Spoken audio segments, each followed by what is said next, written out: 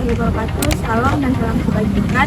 Let me introduce ourselves as group 4, consisting of 3 Managing Salsabila Sirdan. My name is Komandan Ridwana. My name is Michael Joko Sinaga. My name is Jonaris Majuta. And this video we will explain about service companies and UMKM, and also share an interview with a business owner to learn about how they manage their business and financial records. Perusahaan jasa adalah jenis perusahaan yang kegiatan utamanya memberikan pelayanan kepada konsumen tanpa menghasilkan barang berbentuk fisik. Perusahaan ini memperoleh keuntungan dari jasa atau layanan yang diberikan kepada pelanggan. Nah, dalam kehidupan sehari-hari, perusahaan jasa sangat mudah ditemukan karena hampir semua orang membutuhkan pelayanan tertentu untuk membantu aktivitas mereka. Berbeda dengan perusahaan dagang atau manufaktur, perusahaan jasa lebih mengutamakan kualitas pelayanan, kenyamanan pelanggan, dan keahlian tenaga kerja.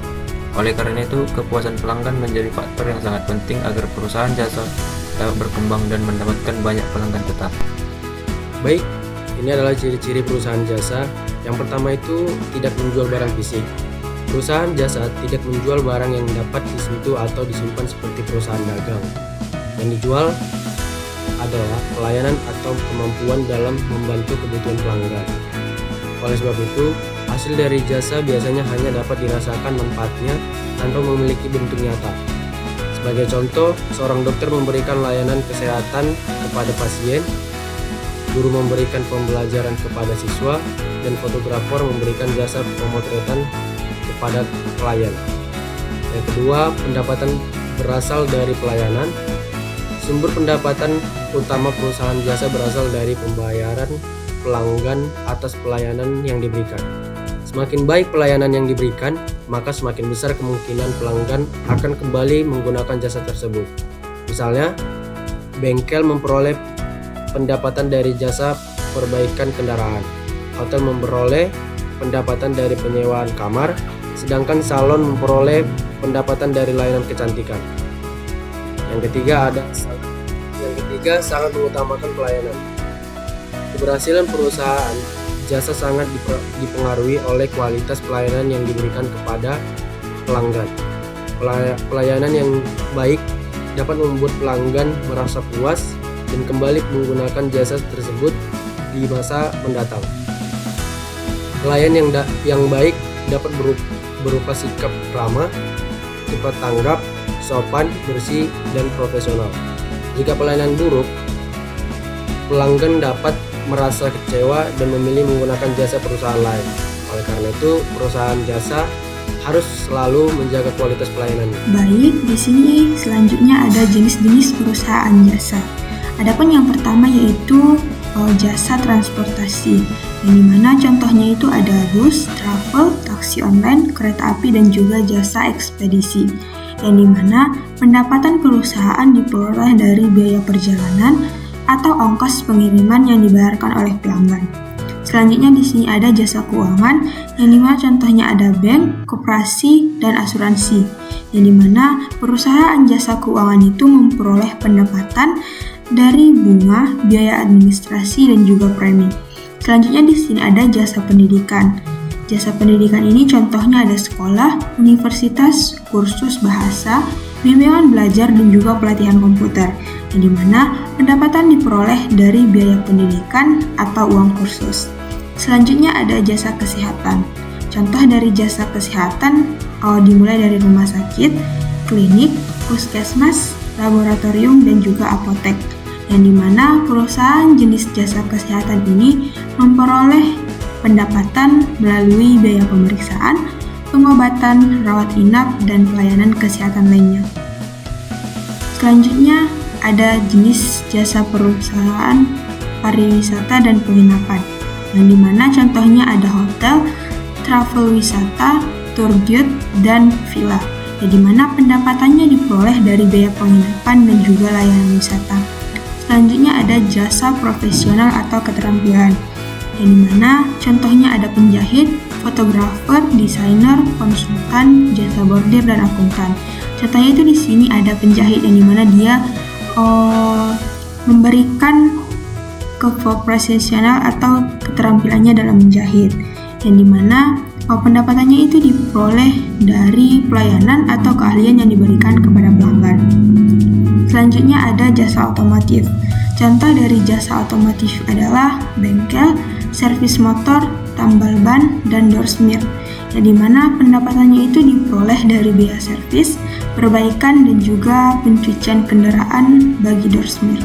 Selanjutnya yang terakhir ada jasa hiburan, yang contohnya ada bioskop, taman bermain, karaoke, biliar, dan event organizer, yang dimana perolehan pendapatan pada jenis perusahaan jasa hiburan ini diperoleh dari tiket masuk Dan yang terakhir, siklus akuntansi perusahaan jasa. Yang pertama, pencatatan transaksi. Tahap pertama dalam siklus akuntansi adalah mencatat seluruh transaksi keuangan yang terjadi. Setiap transaksi dicatat dalam jurnal umum secara teratur dan sesuai tanggal kejadian. Yang kedua, posting ke buku besar. Setelah dicatat dalam jurnal umum, transaksi dipindahkan ke buku besar sesuai jenis akun masing-masing. Tujuan buku besar adalah untuk mengetahui jumlah saldo dari setiap akun. Yang ketiga, penyusunan neraca saldo. Neraca saldo dibuat untuk mengecek keseimbangan jumlah debit dan kredit dari seluruh akun. Jika jumlah debit dan kredit sama, maka pencatatan dianggap benar. Yang keempat, pembuatan laporan keuangan. Tahap terakhir adalah menyusun laporan keuangan berdasarkan data yang telah dicatat sebelumnya. Laporan keuangan bertujuan memberikan informasi mengenai kondisi keuangan perusahaan. Selamat siang Pak, jadi sebelumnya kami ingin bertanya, ingin mengetahui sedikit mengenai usaha Bapak, yaitu dorsmer atau cucian mobil. Jadi mengenai usaha yang dijalankan ini, Bapak bisa ceritain nggak nama usahanya, terus bidang usaha yang dijalankan, dan mungkin kapan usaha ini berdiri Pak? Usaha ini berdirinya kurang lebih 1 tahun. Jadi dia ibaratnya nama dorsmernya Elmoto UNC. Elmoto. Ya.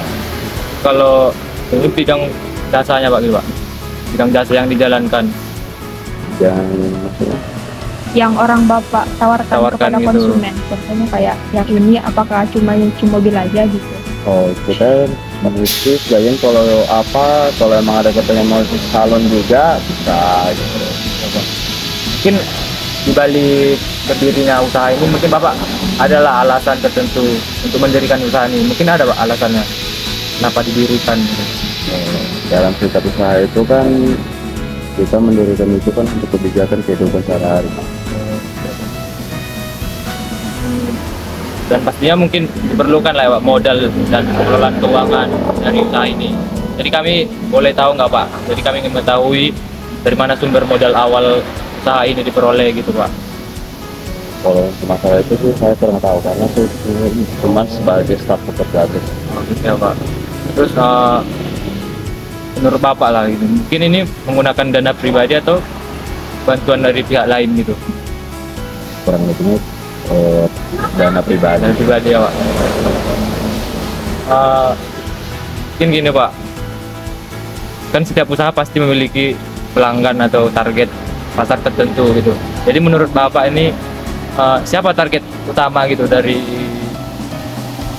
usaha ini gitu Pak? Untuk customer atau Iya Pak, Iya. customer dan konsumennya. ya terutama itu pemilik mobil. Pemilik mobil ya Pak. Terus kayak strategi apa yang bisanya dilakukan Pak gitu Pak untuk menarik perhatian konsumen gitu Pak?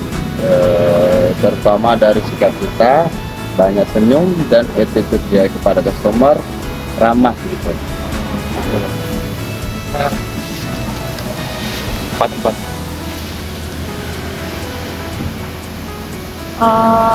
Terkait operasional orang Bapak, transaksinya itu ada nggak orang Bapak cara mengatur pengeluaran dan juga pendapatan orang Bapak? Ada. Contohnya Pak gimana? Ibaratnya kita ada struk untuk berapa penghasilan hari ini dan berapa juga pengeluaran. Gitu. Jadi ada catatan. Berarti orang Bapak menggunakan catatan kayak buku tulis gitu? Ya. Kalau misalnya penggunaan Google Spreadsheet, Excel gitu nggak ada?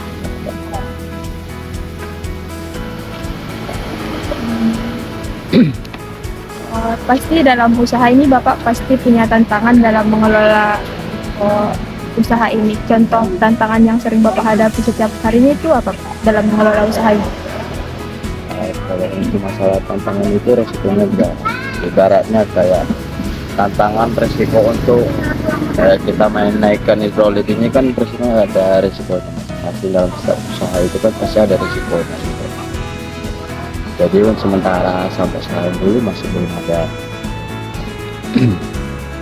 Selanjutnya Pak, pasti setiap bulannya orang Bapak memiliki keuntungan dan kerugian. Apakah setiap bulan itu keuangan orang Bapak stabil atau kadang cenderung rugi atau untung? Sementara masih stabil tuh. Tapi untuk kerugian dan untungnya belum ada. Itu tetap stabil. Selanjutnya Pak, untuk terkait legalitas usaha, apakah usaha orang Bapak tidak memiliki izin usaha dan memenuhi kewajiban pelanggan? Berarti udah ada ngurus-ngurus gitu ke badan dinas gitu udah ada? Untuk penutupnya, kami ingin mengetahui harapan dan rencana Bapak untuk perkembangan usaha ini. Harapan dan juga tanggapan. Kalau harapan terbesar supaya bisa berkembangnya, ya bisa nambah untuk berapa cabang lagi. Itulah harapan supaya bisa ada kemajuan. Kalau misalnya harapan Bapak untuk mahasiswa dan generasi muda dalam memulai usaha itu kayak mana? Misalnya sarannya untuk mahasiswa kayak mana cara buka usaha kayak gini tuh? Ya intinya kalau untuk bagi kita tetap semangat, jangan pernah ada iri kepada kita. Intinya jadi pengalaman kita tanam dalam hati kenapa dia bisa. Jadi kita selalu kayak gitu dia lah, supaya bisa buka usaha kayak dia, tetap semangat. Berarti jadikan orang lain itu motivasi Saya gitu, Pak. motivasi. Sudah siap, makasih ya Pak. Oke, sampai. Thank you for watching our video. We hope this presentation and interview can give useful information about service companies, UMKM, and financial management in business. See you next time. See you.